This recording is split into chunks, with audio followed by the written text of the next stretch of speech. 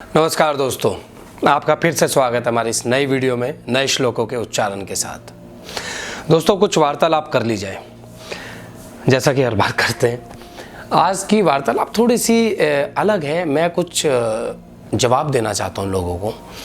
उसमें कुछ लोग मुझसे मैं कई बार पहले भी जवाब दे चुका हूं, परंतु कुछ लोग हैं, नए लोग हैं जुड़े, जो चैनल से जुड़ते हैं, वो पहली वीडियो नहीं देख पाए होंगे। तो अगर जो नए लोग आज इस वीडियो से जुड़ रहे हैं तो उन लोगों के लिए जवाब है कि लोग कहते हैं कि लावण्य और प्रोनाउंसिएशन में थोड़ा दिक्कत हो जाती है संस्कृत के, कहीं ना कहीं वर्ड्स गलत होते हैं। मैं मानता हूँ कहीं ना कहीं गलती है। मैंने कहीं से सीखा नहीं है, किसी गुरुकुल में नहीं गया, कोई संस्कृत की क्लास नहीं ली, मैंने खुद से पढ़ा है, खुद से सीख रहा हूँ। और सबसे मेन उद्देश्य क्या है, मुझे क्या आप तक पहुँचाना है? मुझे पहुँचाना है गीता सार, मतलब भगवत गीता का जो अर्थ है, जो उसमें विचार है, जो उसमें बातें कही गई हैं, वो आप तक पहुँचानी है। और वो किस भाषा में मैं आप तक पहुँचा रहा हूँ?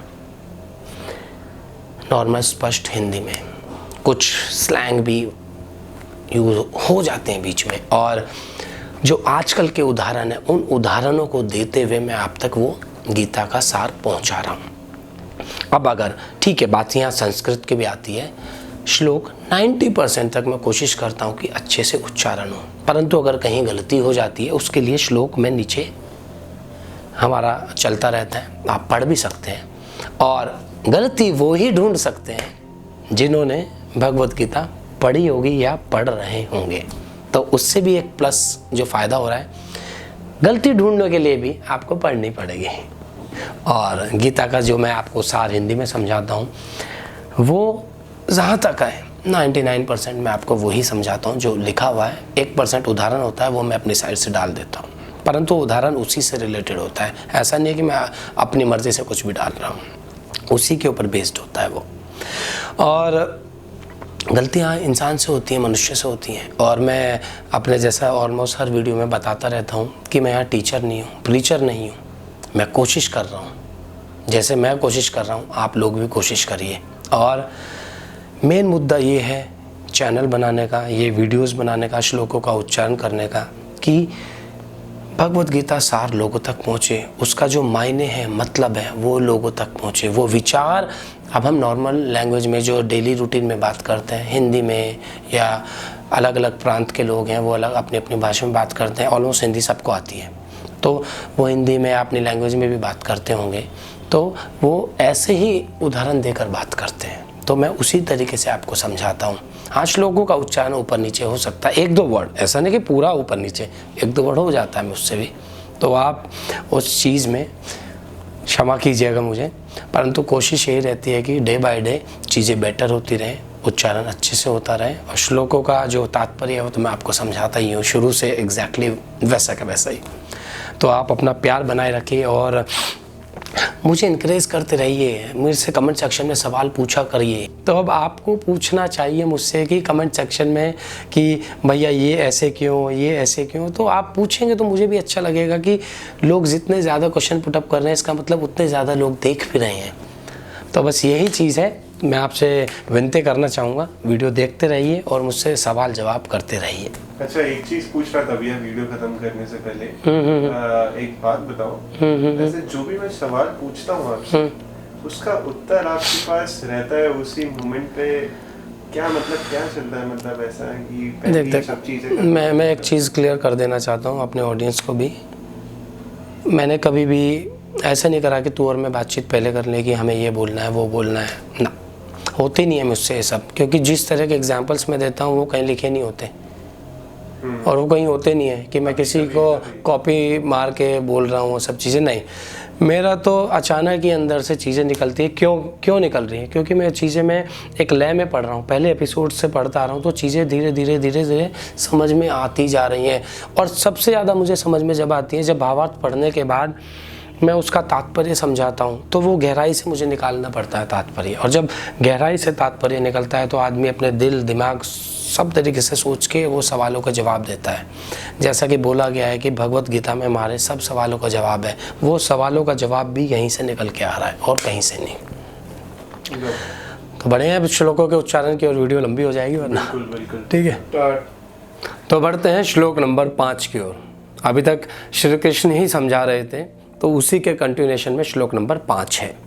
अंत काले चे मावेव स्मरण मुक्त वा कलेवरम यह प्रयाति स मद्भावम याति नास्यत्र संशय।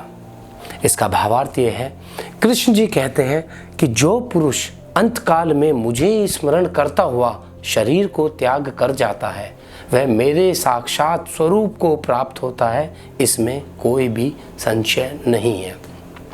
अर्जुन से कहा उन्होंने ये, उसका तात्पर्य यह है कि जो भी मनुष्य अपने मरने के समय में मुझे याद करता है, उस समय जो शरीर वो त्यागता है, वह साक्षात मेरे स्वरूप को ही प्राप्त होता है, इसमें कोई भी डाउट करने वाली बात ही नहीं है। तो बढ़ते हैं श्लोक नंबर 6 की ओर। यम यम वापि स्मरण भावम त्यजेत यन्ते कलेवरम तम तमेवती कौन्ते सदा तद भाव भाविते।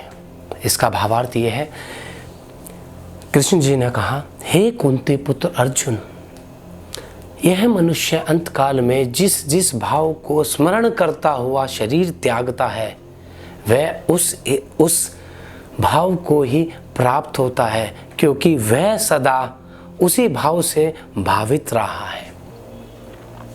तात्पर्य यह है, कृष्ण जी ने कहा, कुंती पुत्र अर्जुन, मनुष्य अपने मरण समय में जिस भी भाव को, मतलब जिसे भी याद करता हुआ शरीर को त्यागता है, ऑब्वियसली वो उसी के पास जाएगा, क्योंकि वह सदा से उसी भाव से भावित रहा है। क्योंकि एंड में जब मनुष्य अपना प्राण त्यागते हैं, अगर वो बहुत ही अच्छा मनुष्य होगा तो ऑब्वियसली वो भगवान को याद करेगा। अगर वो कपटी होगा, दुरात्मा होगा या अच्छे विचारों का नहीं होगा, तो वो उसके दिमाग में वही चीज़ चलती रहेगी, वो उसी भाव को याद करेगा, उसी भाव को प्राप्त होगा। तो बढ़ते हैं श्लोक नंबर 7 की ओर। तस्मात् सर्वेषु कालेषु मामनु स्मर युद्धे च मय्ये अर्पित मनोबुद्धि मार में वैश्यस्य संशयम। इसका भावार्थ ये है कि इसलिए हे अर्जुन, तू सब समय में निरंतर मेरा ही स्मरण करता रहे। इस प्रकार मुझ में अर्पण किए हुए मन बुद्धि से युक्त होकर, मन और बुद्धि से युक्त होकर तू निसंदेह मुझे ही प्राप्त होगा। तो वही चीज़ है, जिस भाव को आप एंड में याद रखोगे उसी भाव को आप प्राप्त होगे। तो अर्जुन जी से कृष्ण जी ने कहा कि हे अर्जुन, तू निरंतर मुझे स्मरण करता रहे, युद्ध करते वक्त भी, और मुझ में ही अपने आप को अर्पण कर दे मन और बुद्धि के साथ। तो इसलिए एंड समय में तू मुझे ही प्राप्त करेगा। तो बढ़ते हैं श्लोक नंबर 8 की ओर। अभ्यास योग युक्तेन चेतसा नान्यगामिना परमम पुरुषम दिव्यम याति पार्थानु चिंतयन। इसका भावार्थ यह है कि हे पार्थ, यह नियम है कि परमेश्वर के ध्यान के अभ्यास रूप योग से युक्त, परमेश्वर में ध्यान लगाने का जो अभ्यास होता है उस योग से युक्त, वो वाले योग से युक्त, और दूसरी ओर न जाने वाले चित्त से निरंतर चिंतन करता हुआ मन वाला मनुष्य परम धाम को ही प्राप्त होता है, अर्थात परमेश्वर को ही प्राप्त होता है। अब सिंपल सी चीज़ है, इसका तात्पर्य यह है कि यह सिंपल सा एक नियम है कि जिस मनुष्य ने परमेश्वर में अपना ध्यान लगाया, उस अभ्यास से जो योग किया उसने, और अपना ध्यान कहीं और ना भटकाते हुए, अपना चित्त कहीं और ना भटकाते हुए केवल परमेश्वर के विषय में सोचा, तो वह मनुष्य ऑब्वियसली परमेश्वर को ही प्राप्त होगा, परम धाम को ही प्राप्त होगा। तो दोस्तों, आज के लिए इतना ही। मिलेंगे अगली वीडियो में नए श्लोकों के उच्चारण के साथ। परंतु जाने से पहले एक बात कहूँगा आपको कि अपना प्यार देते रहिए। प्यार मिल रहा है आपका, परंतु उस तरीके का प्यार नहीं मिल रहा है। ये फालतू की वीडियो जो होती हैं, बना रहे हैं लोग उल्टी सीधी, उस पर लाखों व्यूज़ आ जाते हैं। अरे कम से कम हज़ारों में देखो, लोगों तक पहुंचाओ, अपने धर्म को बढ़ाओ। अब लोग मुझे कहते हैं कि लावण्य तूने चैनल स्टार्ट किया। मैंने चैनल स्टार्ट किया एक पब्लिसिटी के लिए स्टार्ट नहीं किया। पब्लिसिटी के लिए तो हज़ारों चीज़ें करने के लिए, जो मैं बनाता तो लोग देखते हज़ारों लाखों में, ये ऐसी चीज़ है जिसमें मुझे खुद भी स्ट्रगल करना पड़ रहा है लोगों तक पहुंचाने के लिए, परंतु जो चीज़ हो रही है वो सटीक हो रही है, ये आगे तक जाएगी, आगे तक चलेगी।